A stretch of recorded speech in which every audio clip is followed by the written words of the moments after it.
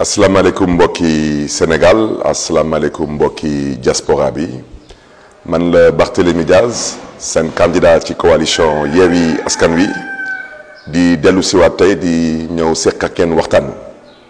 di nuyu mbokki Sénégal di nuyu tamit mbokki diaspora bi waxtaan bi nag mooy nu ngeen ko xamee Barthélémy Diaz je suis candidat de la coalition Yewwi Askan Wi ci mairie de Dakar et en même temps aussi candidat de la coalition Yewwi Askan Wi ci commune de Mermoz Sacré-Cœur ma bëggoon leeral wax ci kooku yoon may na ma ko ci sañ-sañ bu ci des tamit je pense que même ci coalition du pouvoir seen mbër tamit fu mu bàyyee ko tamit samp na fa ndëndam pour nekk fa candidat parce que ku nekk ak basam donc kooku dama ko bëggoon baaxee aux populations particulièrement de Mermoz Sacré-Cœur ñu mën ko déggee noonu te loolu mooy yoon loolu moo luy jaadu parce que yàgg naa ko wax nee naa Mermoz Sacré-Cœur mooy suma base politique te mooy comme kuy wax waxu yaayam ak waxu jabaram Mermoz Sacré-Cœur mooy suma yaay moo ma jur moo ma yar moo ma tette te ala kulli al foog ma delloo ko njukkal Dakar nag mooy suma jabar bu bees bi te wax dëgg yàlla ma bëgg ko lool suma biir xol loolu laa bëggoon wax ci gàttal ci loolu tamit ma bëggoon tamit invité population yi du Sénégal en général mais Dakarois yi ak Dakarois yi en particulier ñu dem retirer seen carte d'électeur donc incha allah ba le 22 janvier dinañ mën a dem retirer seen carte d'électeur commencé na depuis le 8 décembre kuy xeex de am gànnaay donc ñu ngi leen di ñaax ngeen góorgóorlu pour ñu demoon bindu ji pour ñu demoon def ay changement d'adresse ak ñoom seen ñu góorgóorlu dem retirer ji seen ay carte d'électeur parce que loolu dafa am solo donc ça a commencé depuis le 8 décembre te dina jeex incha allah le 22 janvier su ci yàlla àndee Dakar nag incha allah ndam am na ba pare bu ci des mooy dañ ko doon sécuriser et à ce titre maa ngi ñaax jeunesse bi ñu dem retirer seen carte d'électeur te jour élection yi ngeen déglu consigne de vote yi ngeen déglu tamit consigne de mobilisation yi parce que il n'est pas question que lu ñu fi defoon mu amaat fii te biig rek ci élection législative yi élection député yi ba 11h ci guddi ñu gagné woon élection yi et à 3h du matin ñu am carte bu ñu dëpp fële biir Parcelles Assainies jam ñu paak ginnaaw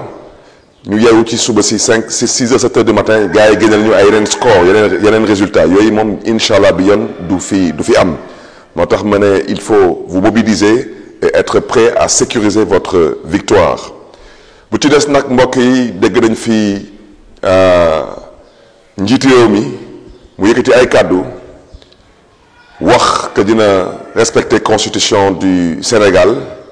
ma bëgg a wax ci leer président Macky Sall nous vous invitons à être sérieux à être responsable et à être surtout républicain kenn santu la nga respecter constitution du Sénégal parce que ba nga faloo ba tey ci violer constitution du Sénégal nga dëkk biig rek yaa ngi violer constitution du Sénégal tere askan wi ñaxtu ci lan ci jàpp bu nga jàpp ci jaay doole bu ngay jaay doole kii di kilifa bokk ci mouvement Y'en a marre di kenn ci ñun di doomu gor te di jàmbaar su juumee tamit ce n'est pas à toi Macky Sall de le dire c'est à la justice si un temps soit peu elle existe dans ce pays de le dire mënuñu nangu dëkk ci dëkk ay député di trafiquer ay faux billets ay député di trafiquer ay passeport diplomatique ñoom ñu leen di bàyyee ñuy dem di doxi seen soxla ku mel ni kilifa nekk un père de famille quel que soit lu ñu ko mën a reprocher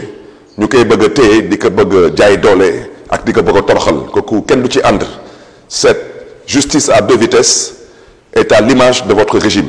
moo tax yow Macky Sall lu ñu la sant na nga yàbbi ci troisième mandat bi kenn santu la nga taxaw fii di wax ni oui ni non loolu du responsable te kenn santu la tamit nga taxaw fii di ñu bëgg a nelawal di ñu nekk ay procès caaxaan dina fi am ci xew-xew yu fi amoon ci mois de mars parce que procès boobu su amee lu ñëpp di xaar ci procès boobu mooy lu ñëpp xam mooy lu ngeen wax noonu wax yu dëppul ak dëgg que loolu ngeen daal di ko retirer te ngeen joxe un non-lieu parce que tout le Sénégal sait que l'histoire du mois de mars est un vaste complot. Il n'y a jamais eu de viol dans ce pays. C'est ça la vérité. On a inventé un viol pour liquider un adversaire politique. Et je le répète, kooku Ousmane Sonko mu neex la mu naqari la il sera candidat à l'élection présidentielle de 2024 Inch'Allah. Au même titre que tous ceux dont Khalifa Sall qui ont été éliminés de façon injuste et arbitraire, ils seront candidats su ci Yàlla àndee Inch'Allah. Fii kenn rek moo fi nagul nekk candidat mooy yow mii di président Macky Sall kon laata ngay taxaw fii di nekk ay procès day am ñun sénégalais lu ñu namm mooy procès am ci pétrole bi na procès am ci gaz bi parce que foofu tout de même dóor ngeen fa 4000 milliards te kenn yàbbiwu si kenn ngaangu si kon nag wax dëgg yàlla ngeen jéggal ñu ci seen caaxaan yu ngeen di wooye procès sur la base des événements qui relèvent d'un vaste complot du mois de mars dernier. mbokk yi nag xam naa foofu lay daanelee élection locale yi wax dëgg yàlla su ci yàlla àndee élection du am su ci yàlla àndee incha allah mais biralaat wax ci formalité mooy am dëgg naa fi benn waay mooy seen mbër mooy seen candidat ne moom mooy seen candidat ci mairie de Dakar nit ki balaa nga ne naam ne fa balaa ngay wax waxu programme na nga njëkk a wax sa waxu bilan. dénk nañ la lu toll ci presque 12 milliards ci juróom-ñaari at nag ñu wax lan nga liggéey sa biir gox Yoff nag ñu ko wax ndax nit ñi mën ci teg seen bët parce que wax dëgg yàlla ñu dénk la 12 milliards askanu Yoff ñu ngi may dégg gisuñu ci seen bopp te ngay taxaw ne da nga bëgg a jiite Dakar kooku ay wax yu daanu saret la Dakaroise Dakarois nous avons qu'un seul adversaire cet adversaire s'appelle Macky Sall. moom Macky Sall moom mooy xeex Dakar moo tax moom mooy suñu adversaire moom Macky Sall moom moo xeex suñu tànneef Khalifa Sall tëj ko ci kaso bi ñu fekk Khalifa Sall ci kaso bi dénk ko suñu mandat député mu fokkatiwaat mandat bi ci ay loxoom moom moo xeex Dakar ba tey Dakar amul stade bu ñu mën a football moo xeex tey Dakar ba Dakar tey amul aéroport ci capitale suuf bu fa desoon ñu tontonge ko seen biir ñoom ñoo xeex Dakar ba tey Dakar emprunt obligataire wu 23 milliards bu mu amoon ci yaakaar ñu xañ ko ndax kan ndax Macky Sall ñoom ñoo xeex Dakar ba tey Dakar mbalitam sax mënu ko gérer ci lu mel ni ville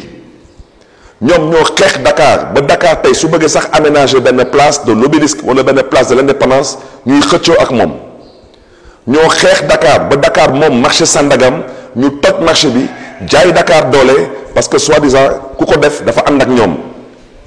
mën naa continuer di lim ak di lim kon nag wolof Njaay nee na pesum kanam borom a koy fajal boppam comme Macky Sall a un problème avec Dakar comme Macky Sall a un problème avec les Dakarois et les Dakaroises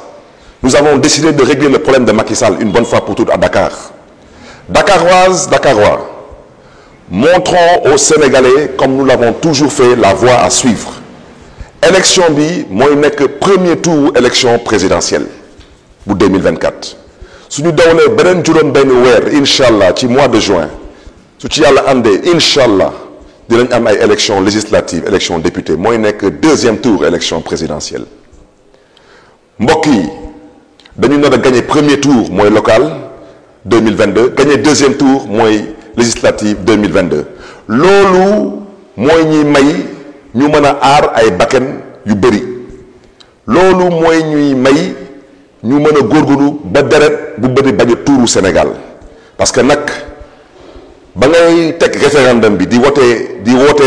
askan bi dañu voté oui au référendum da nga waxoon troisième mandat bokkoo ci da nga ko waxoon VAR bi mi ngi fi ba tey yow nag amoo kaddu mais birilaat wax ci amoo kaddu teg ci nag doo nit ku baax yow Macky Sall ma yokk si nag te nag doo gor parce que gor moomul nii oui nii non gor moomul nii oui nii non kon nag mbokk yi comme ñun bokkuñu ci nii oui nii non ñun lu ñu xam mooy constitution ñun lu ñu xam mooy république pour ay bakkan yu bëri bañ fi rot pour deret bu bëri bañ fi tuuru dama ne nañu lijjanti 2024 ci 2022 bii te vous en avez le pouvoir Dakaroise, Dakarois, ce pouvoir est entre vos mains. Montrez au Sénégal la voie à suivre. Le Sénégal a été, le Sénégal est et le Sénégal restera une république exemplaire. Ñu ngi leen di gërëm di leen di sant wasalaam.